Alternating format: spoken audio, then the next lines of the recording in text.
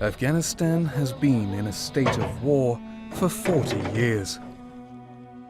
The ferocious guerrilla war, which ended the Soviet occupation of the 1980s, was followed by years of bloody infighting between rival warlords.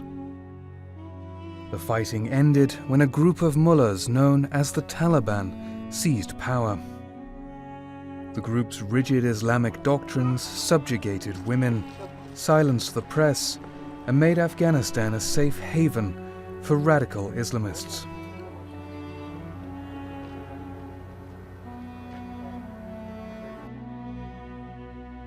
After 9/11, the US invaded Afghanistan, which had sheltered the attack's mastermind, Osama bin Laden.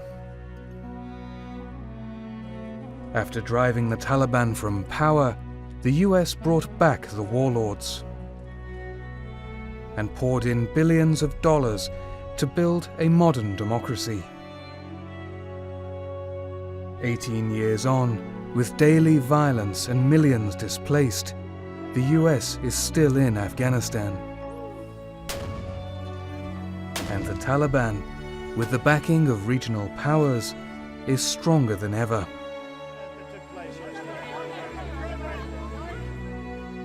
Eager to draw an end to America's longest war, US President Donald Trump sent his envoy Zalmay Khalilzad to parley with the Taliban. We have reached an agreement in principle with the Taliban. The Afghan government was excluded from talks.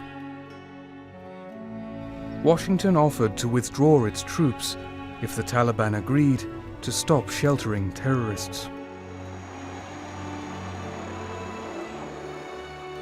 Guarantees on women's rights, press freedoms, and a modern justice system were of less significance. Just as a deal seemed imminent, the talks collapsed.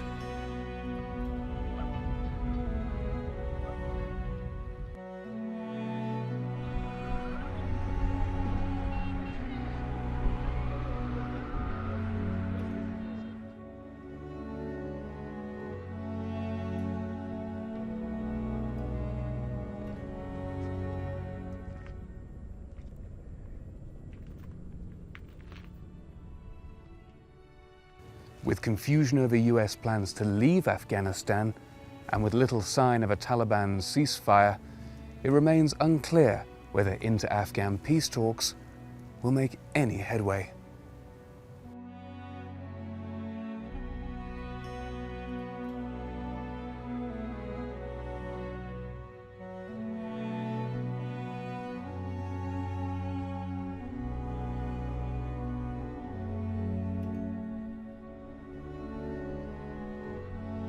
Can the Taliban's fundamentalism be reconciled with Afghanistan's attempts to build a modern democracy? Are Afghans willing to sacrifice civil rights for the sake of peace? I've come here to the Afghan capital, Kabul, to speak to those involved in talks and to those who will live with the consequences.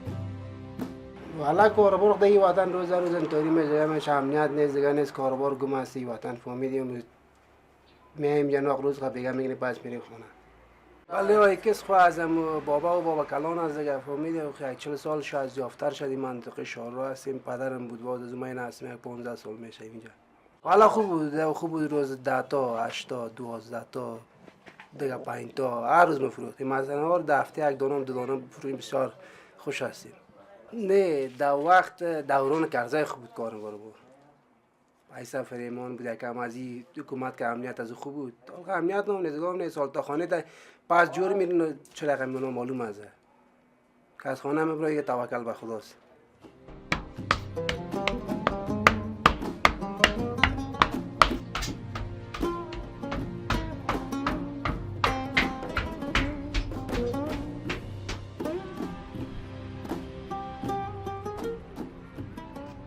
Human beings are economic beings, so they will leave the country for reasons of economics, if their livelihoods aren't sustainable. Conflict has a detrimental impact on the economy. We see that not only here but around the world, and countries that don't experience conflict on an ongoing basis tend to prosper.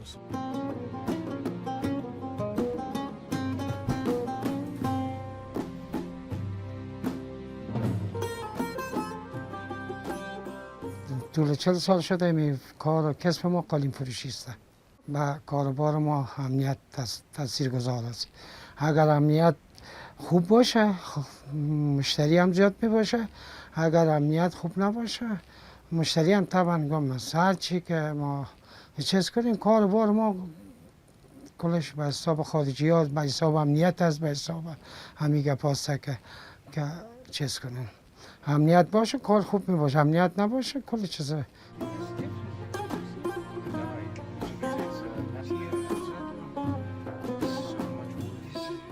به هم خوردگی پوره کرده نمیشه.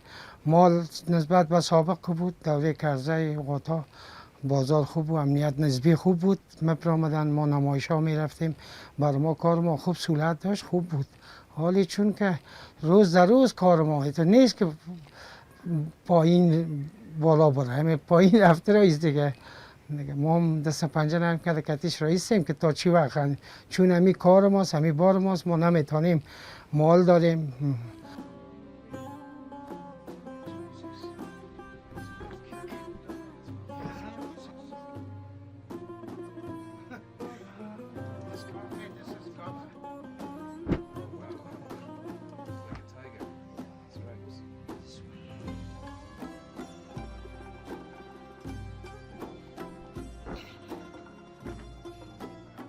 So of course we hope that peace will come and things will improve. If the opposite happens, and we hope that doesn't happen, but if the country does slip in the other direction, then clearly humanitarian needs will grow, displacement will grow, there'll be even fewer young children, especially young girls, in school. The social infrastructure of the country will be strained, hospitals, water facilities, and of course it'll have a massive negative impact on the economy.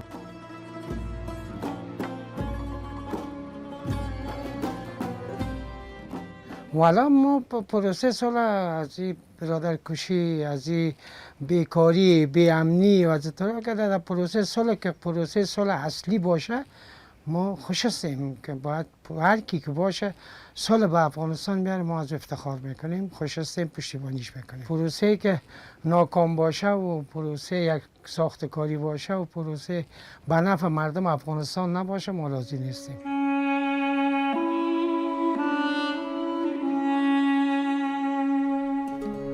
Afghanistan is frequently called the graveyard of empires. Nowhere captures that moniker better than this graveyard of Soviet war machines east of Kabul. Does the US face a similar fate? Could its withdrawal make matters worse? We should not make a mistake of 1989 once again to leave Afghanistan by itself. We should not make a mistake to deal with a terrorist group. We should not really kind of put the whole situation in Afghanistan, the region, in sort of jeopardy here.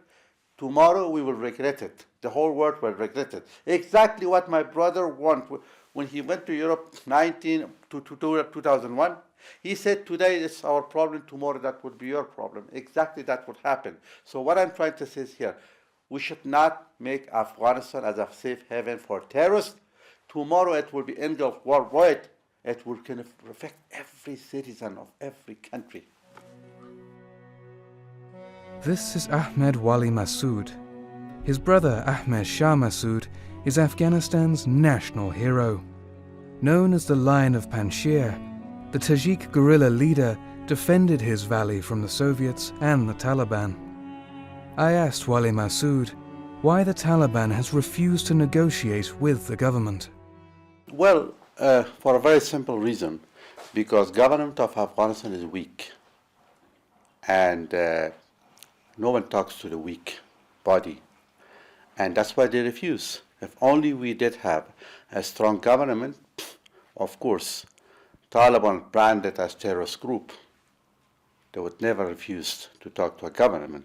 So because government is weak, Taliban feel they are stronger. Yes, people of Afghanistan are thirsty for peace, but peace, not a deal. Peace, not terrorism, not violence. Peace, not submission to a terrorist group. But when it comes to the real peace, how exactly you can solve these very contradictory values between the Taliban and the rest of the people of Afghanistan? What do you do with women's rights? Taliban do not agree with women's rights. What do you do with media, with freedom of media and press? They don't agree. What do you do with election, with democracy? Because if the Taliban accept such thing, what it means? It means that they have gone against their own values. It means that they have gone against all those, in their words, who were martyred for going against these values. They are going against their own principle. Don't forget that so far, since the creation of Taliban until now, their position have not changed. Exactly the same thing as it was before. Regarding anything, it has not changed. Nothing. Tolo is Afghanistan's biggest private news network, broadcasting 24 hours a day nationwide. Press freedoms have come a long way since the Taliban days, yet Afghanistan is among the world's most dangerous places to be a journalist.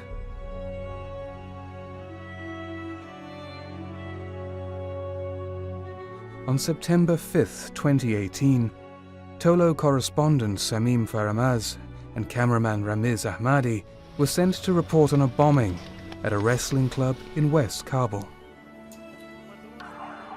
Minutes after their live report from the scene, a second bomb exploded.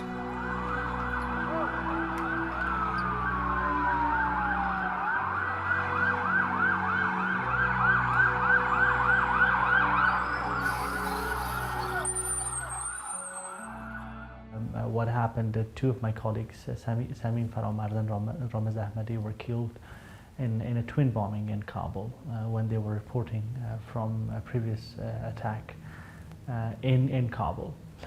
It's very tragic. We've lost 11 colleagues in the past 3.5 years in many attacks. 2 or 3 of them are claimed by the Taliban. And others claimed by Daesh. It's not just Daesh, it's not just the Taliban, but mafia, drug lords, strongmen. And Afghanistan is also one of the countries where rule of law is least implemented.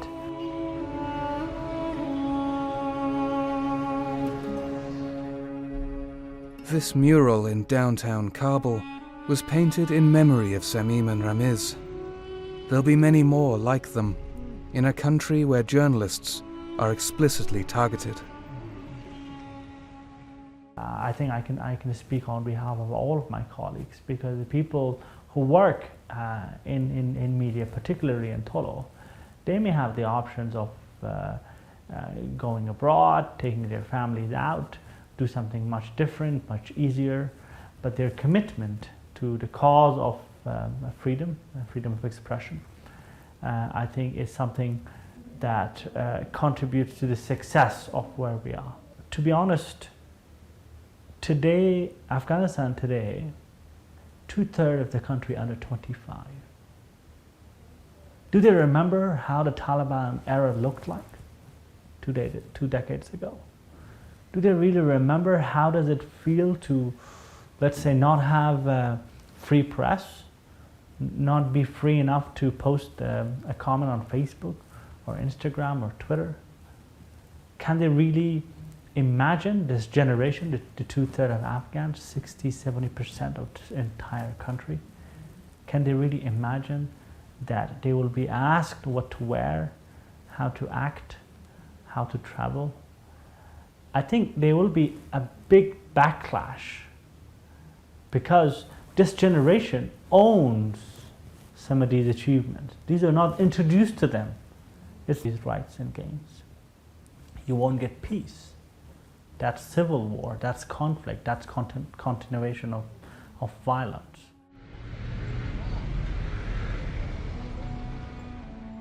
کجا موری که موری کجا موری که موری دو دیده انتظاره که دل ما بیقراره دو دیده انتظاره که دل ما پرشراره که عشقت ماندگاره که عشقت ماندگاره زمین آی خدا را گل بکارم که یار ما میه و دل بقرارم. To sit in one room with Taliban and to face them for the first time after the government is fallen in Afghanistan was not an easy experience. Every woman who lived in Afghanistan paid the price of Taliban government. Personally, they have stopped education from me and many other women.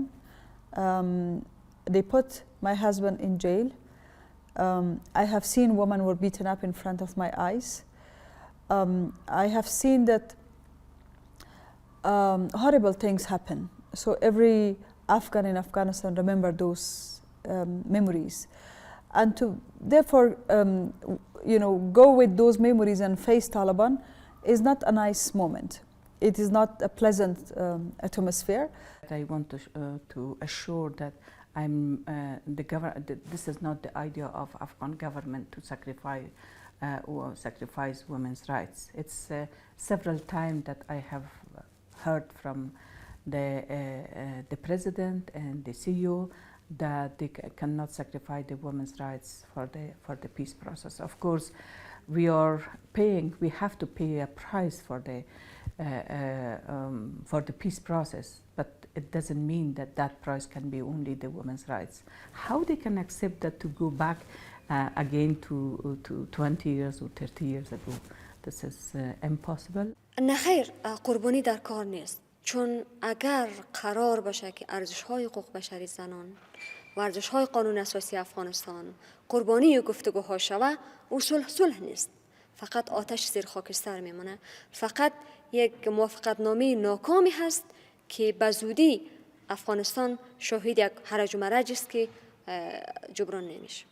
ما در نقاط دوردست افغانستان هنوز هم در ولسوالی‌های افغانستان که امنیت نسبی حاکم نیست، شاهد سنگسار زنان هستیم.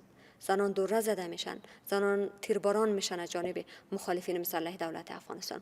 ما شاهد محاکم صحرایی هستیم و از همه بدتر ما شاهد قتل‌های ناموسی هستیم. زنان به دست نزدیکترین اعضای خانوادهشان به قتل میرسن که مسمى به قتل‌های ناموسی است. ما هنوز هم شاهد مرگ و میر مادران هستیم.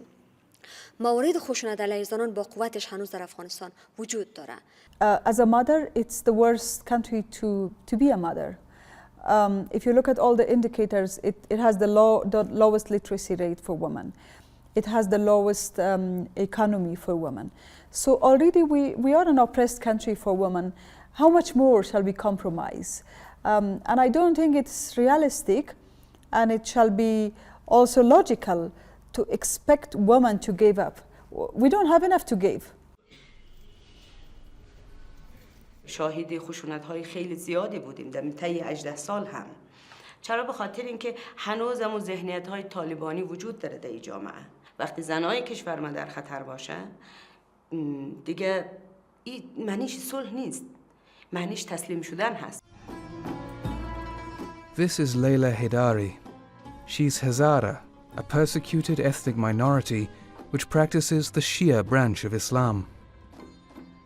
Her cafe, the Taj Begum, is one of the few places in Kabul where unmarried men and women are able to meet freely in public, to the dismay of religious conservatives.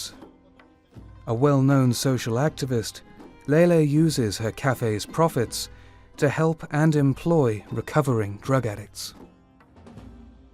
من 9 سال پیش به عنوان اولین زنی که یک رستوران را در کابل ایجاد کردم، او زمان واقعا برای مردم خیلی تعجب برانگیز بود که یک زن آمده و رستورانداری میکنه و قابل قبول نبود برای مردم. اما امروز شما در هر جای افغانستان ببینید زنها رستوران دارن، بیزنس میکنن.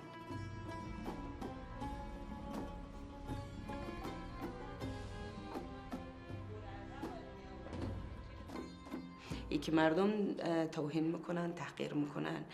طرز لباس پوشیدن ما برای مردم متعارف نیست، اما کسی نمیتونه از لحاظ قانونی بر ما فشار بیاره که شما لباستان باید مثلا طبق میل ما باشه یا نحوه زندگیتان طبق میل ما باشه. اما اگر طالب بیایه مطمئنا ما حتی انتخاب در لباس پوشیدن خوب و نحوه زندگی خوب نخواهیم داشت، چون اونها از یک ایدئولوژی میآیند که او ایدئولوژی بر مبنای زن ستیزی و حذف زنان است. 5 روز پیش یک عده آدم تندرو و ملا به همراهی پلیس مردم عادی را تحریک کردن و آوردن سر رستوران تا اینکه اینجا از بین ببرن. آمدن اخطار دادن، وسایل ما را شکستاندن و اخطار دادن که اینجا را آتش میزنن. و همچنین یک خوابگاه دخترانه روبروی ما هست، اونا را اخطار دادن که اونجا را از بین ببرن. و در واقع ما در صدای پای طالبان را میشنویم که در جامعه در حضور پیدا مونه.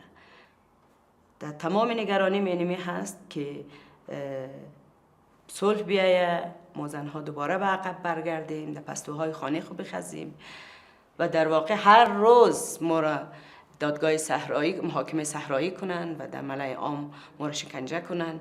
ما این روزها رو در آن میبینیم، در آن امیال احساس میکنم.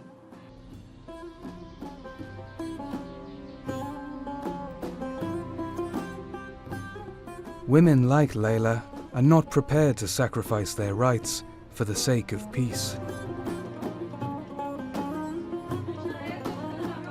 If anything, they're demanding more from Afghan society. These women ran for parliament in October 2018, determined to represent women in their isolated rural constituencies. They say their votes were stolen, however, as corrupt officials allowed rivals to buy their seats. The government, itself accused of fraud, has failed to investigate.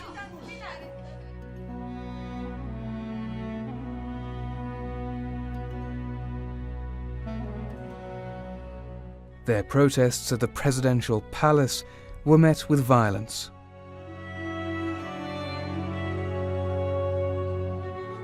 Robbed of their voice, several of them sewed their lips together, while others went on hunger strike.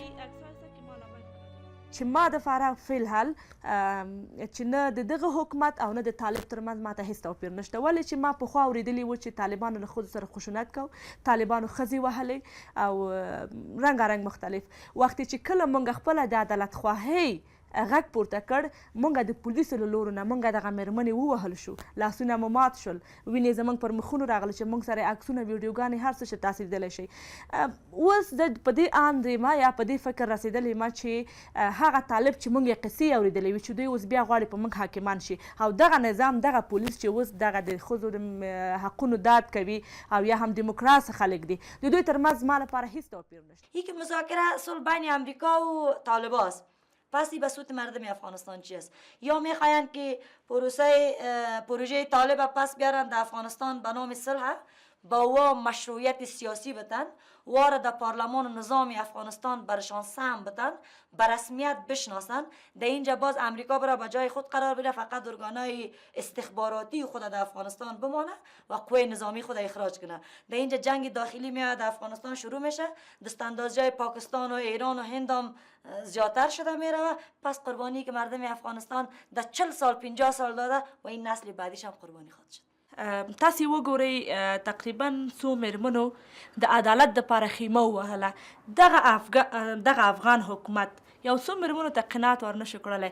هغه طالب چې 18 کاله وجنګېده، 18 کاله یې د افغانانو وینې تویې کړې یوازې د قدرت دپاره. آیا دا افغان حکومت به وتوانېږي چې هغوی ته قناعت ورکړي؟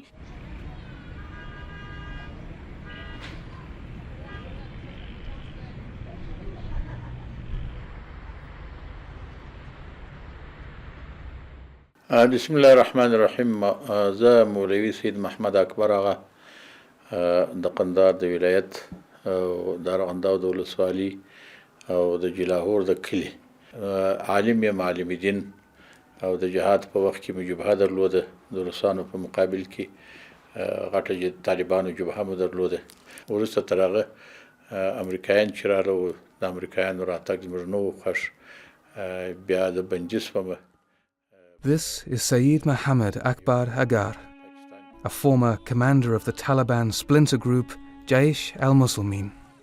He was jailed in 2004 for his role in the kidnap of 3 UN workers. Pardoned by Hamid Karzai in 2014, Akbar Agar is now head of the Shura-e-Ali Rahi-Najat, the High Council of Salvation. He believes a full US withdrawal and the return to a Sharia state will bring peace. هیڅ شک شبه نشته، شریعت اسلام زموږ دین دی، موږ مسلمانان او روسان موږ د دین د مقابلې په وجه باندې پسې اخیستي دي، د هغو سره معاملات کړي دي، جهاد کړي دي او د هغو په مقابل کې معاملات کړي دي او هغه مو دې ته مجبوره کړي دي چې زموږ ملک پرېږدي. د دې لپاره مو کړي دي چې دلته یو اسلامي نظام د مسلمانانو راشي. البته که خدای پاک زموږ سره کومک کړی دی او راسره کړی دی. What does this mean for women's rights? البته یو څه حقوق به ښځو زاید وړي چې مثلا ځینې ښځې به داسې وي چې هغه به ازادي ډېره غواړي، داسې ازادي چې هغه د اسلام د چوکاټ څخه وتلې ازادي وي، نو کېدای شي چې بیا به طالبان یا نور داسې حکومت چې دلته راسي، هغه حکومت کې اسلامي عنعنات و اسلامي لحاظات و اسلامي اساس پکې نغښتی وي، هغه حکومت به په اسلامي لحاظ باندې ورته وایي چې تا د نورو په حقوقو باندې تجاوز کړی دی یا مثلا تا خپل په حق باندې قناعت نه دی کړی، زیات حق دی وړی دی، هغه به دې راوګرځي. زه فکر کوم چې طالبان هم په دې باندې پوهېږي او شاید حکومت هم په دې پوهېږي چې جنګ لار د حل نه ده او دې ته ضرورت شته چې دلته ناستې ته ضرورت شته. البته که چیرې طالبان احیانا په جنګ باندې راشي، ولایتونه نور ونیسي او کابل ونیسي، خو بیا هم ناستې ته ضرورت شته. که یو څوک مخالفین پیدا شي او هغه په مخالفت باندې لاس پورې کړي، خو طالبان مجبور دي چې د هغو سره ناستې وکړي او دا ملک نور توان د دې نشته چې په دې ملک کې د جنګونه نور وشي. نو زما فکر باندې دې ته ضرورت خامخا لیدل کېږي، نو طالبانو به هم دا ضرورت حس کړی وي. I've only scratched the surface. Afghanistan is a vast and diverse country, and the view from Kabul doesn't tell the whole story. Whatever fears and aspirations its people have for peace, Afghanistan's destiny will likely be shaped by foreign powers, a great game of shifting proxies which never ended. I'm left wondering, is there any room for optimism? I think if you're not a natural optimist, this work isn't for you. We have to be optimistic. I've been doing this work for 25 years, so if I was a pessimist, I think by now I would have given up. So I'm optimistic that when human beings get around a table and dialogue, outcomes will be good. Almost all of us, have people in our families who have lost their lives to this conflict. I think the entire nation is tired of it, so we should certainly give it a try and embrace the opportunity, even if it comes to swallowing some bitter pills. Naturally, so people of Afghanistan have always been optimistic. I remember during Taliban, when I looked at from the window of my house to the streets of Kabul, I could not see in 5 minutes one car passing the street because there was no life, basically. We were optimistic then. Now that all this progress happened, of course we are optimistic. At the end of the day, I believe that we have to talk because there is no war that you can win with war. You have to win war with peace. And then you have to talk because you have to end this bloodshed. and people of Afghanistan expect that. I am optimistic with caution. So, of course, every politician in Afghanistan should be optimistic, otherwise, of course, we will die. We cannot move, we cannot act, we cannot struggle, we cannot fight. So that's why it is very, very important that we have to be optimistic, but taking caution for every moment, for every step.